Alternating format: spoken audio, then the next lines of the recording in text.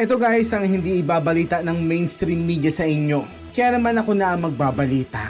Dahil ngayong napirmahan na ni Bobong Marcos ang 2026 national budget, alam nyo ba na nasa 980 billion pesos ang halaga ng pambayad sa interest ng utang ng Pilipinas na 16.75 trillion pesos? Malamang may mga syungan na namang bayarang ululista dyan na proud na sabihing, oh, 980 billion ang binayaran ni BBM sa utang ng Pinas ngayong 2026, so ang galing. Pucha. Pagpasensyahan na natin guys, ganyan talaga sila kapraning. Samantalang noong panahon ni Tatay Diggs, ito lang po ang binabayaran ng Pinas sa interest payment sa national debt ng Pilipinas na-maintain po ng Duterte admin ang 300 plus billion lamang. Tumaas lang nung panahon ng pandemic. Samantalang sa panahon ni Bobong Marcos, magwa 1 trillion pesos na. Oh? 'Di ba? Pucha, kawawang Pilipinas. So ngayon naman mga idol, content request naman po tayo. Dahil nag-message siya naman yung hater ni Idol Senator Bong Revilla, oh. Ito yung message niya mga idol. Ano raw ba ang masasabi ko sa interview na to ng idol ko na dapat daw makulong ay yung tunay daw ng mga magnanakaw. Tama. Ang lakas daw ng loob niya magsalita. Kabilang naman daw siya sa mga nakasuhan sa pork barrel scam noon. Sus naman. Sa nag-message sa akin na galit kay dating Senator Bong Revilla Jr., ito lang po ang malinaw nating sagot. Una sa lahat, ang sinasabi ni Bong Revilla na dapat makulong ang mga totoong magnanakaw ay isang prinsipyo, hindi personal na pagyayabang. Ito boss, tanong ko lang sa'yo, no? Mali ba ang prinsipyong yan? Mali ba na ang makulong ay yun talagang napatunayang nagnakaw? Pangalawa, paulit-ulit nating ginawin ito na sa ilalim ng batas, si Bong Revilla ay na-acquit. Ibig sabihin, hindi napatunayan ang paratang laban sa kanya. Sa isang demokratikong bansa, hindi opinyon ng netizen ang basehan ng pagkakasala, kundi desisyon ng korte. Tama. At kung sasabihin ng iba na malakas ang loob niya magsalita, oo dapat lang. Dahil kung ang isang tao ay pinawalang sala, may karapatan siyang magsalita tungkol sa tama at mali. Tulad ng kahit sinong Pilipino. Tama. Pangatlo, kung ang basehan lang ng iba ay galit, chismis o emosyon, delikado yan. Dahil kung ganyan ang sistema, kahit sino pwedeng ikulong kahit walang ebidensya. At panghuli, hindi porkit hindi mo gusto ang isang tao, automatic magnanakaw na siya. Tama. May proseso ang batas, okay? May due process. At yun ang pinangahawakan natin, hindi social media trial. So kung ayaw natin ng mga magnanakaw sa gobyerno, hindi ba't mas lalong dapat nating ipaglaban ang katotohanan at hustisya? Tama. Dahil pag binaliwala natin ang desisyon ng korte, lahat tayo talo.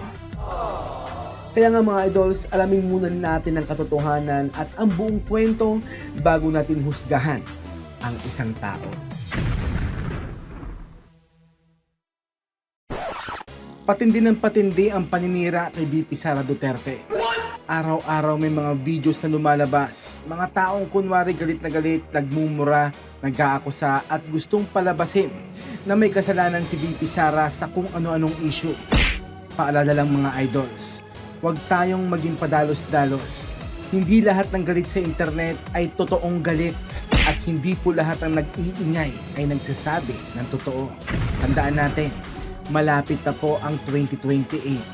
At kapag malakas ang isang kandidato, doon po nagsisimula ang demolition job, character assassination, paninira ng pangalan, at paghubog ng galit ng publiko. Sa mga ka-DDS ko dyan, manatili tayong mapagmatsyag. Huwag agad maniwala, mag-fact check, at tingnan kung sino ang nakikinabang sa demolition job na ito. Hindi tayo bulag, hindi tayo tanga, at lalong hindi tayo basta-basta mauuto. Tama. Solido pa rin, putya gising pa rin. Kaya para sa katotohanan at para sa bayan, solid Duterte pa rin.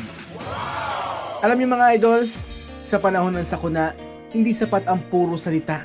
Dahil lang hinahanap ng taong bayan ay aksyon. Tama. Sa Bato Leyte, habang ang iba ay tahimik o busy sa politika o pamumulitika, nandoon ang malasakit team na Senator Kuya Bongo. tumulong sa mga biktima ng sunog at bigla ang pagbaha dulot ng Bagyong Tino. Hindi kamera ang inuna kundi ang tao. Marami pong pamilyang nasunugan at ang mga biktima ng baha ang nakatanggap ng tulong gaya ng tubig, grocery packs, damit, kahit sports balls para sa mga kabataan. Dahil alam po nila na ang tulong hindi lang pangkatawan, pang pag-asa rin. Habang ang iba naghihintay pa ng report, naghihintay pa ng memo, ang malasakit team nasa mismong komunidad na. Kaya saludo kami sa iyo, Senator Kuya Bongo. Hindi ka lang po senador sa titulo. Kapatid ka ng bawat Pilipino sa oras ng pangangailangan. Kaya kung ganito ang serbisyo, dapat lang kilalanin. I-share natin ang mabubuting gawa. Dahil ang tunay na malasakit, ginagawa, hindi sinisigaw. Diba? So guys, may good news po ako sa lahat. And please pakispread ang video na to mga idols. Dahil ito po ang opisyal na pahayag ng M4 Democratic Movement sa ating mga kababayan. Dahil hindi na natin kailangang maghintay ng eleksyon para marinig ang ating mga boses. Dahil sa ilalim po ng M4 Democratic Movement, binubuksan na po natin ang pintuan para sa tunay na kapangyarihan ng mamamayan. So habang hinihintay ang paglulunsad ng ating official website or mobile app natin na M4 Democratic Movement, opisyal na po natin gagamitin ang M4 Viber Voting Group bilang pansamantagal na plataforma para isagawa ang 4 na haligi ng digital democracy. Number 1 mga idol ay ang survey upang malaman ang tunay na pulso at damdamin ng taong bayan sa mga isyong panlipunan. Number 2, referendum upang direktang kumonsulta sa inyo tungkol sa mga polisiya at batas na nais nating isulong. Number 3 is plebiscite mga idol upang pagdesisyonan ng nakararami ang mga malalaking pagbabago sa ating kilusan. At ang pang-4 na kapangyarihan mga idol ay ang voting. Isang digital election system kung saan bawat boto ay bibilangin ng tapat at mabilis. So bakit sa Viber? Dahil guys, ito ay madali, ligtas at abot kaya ng bawat Pilipino. Tama. So guys, hindi hadlang ang kawalan ng website or mobile app para hindi natin ma-exercise ang ating karapatan. Manindigan, bumoto at magkaisa.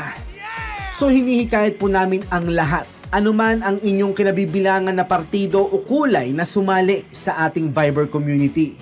Gamitin ang teknolohiya para ibalik ang kapangyarihan sa kamay ng bawat Pilipino. Be part of the history. Join us. I-click lamang po ang link ng Viber community natin para automatic na maka-join sa ating kilusan. M4 Democratic Movement. The will of the people is the strength of the leader and the power of the nation.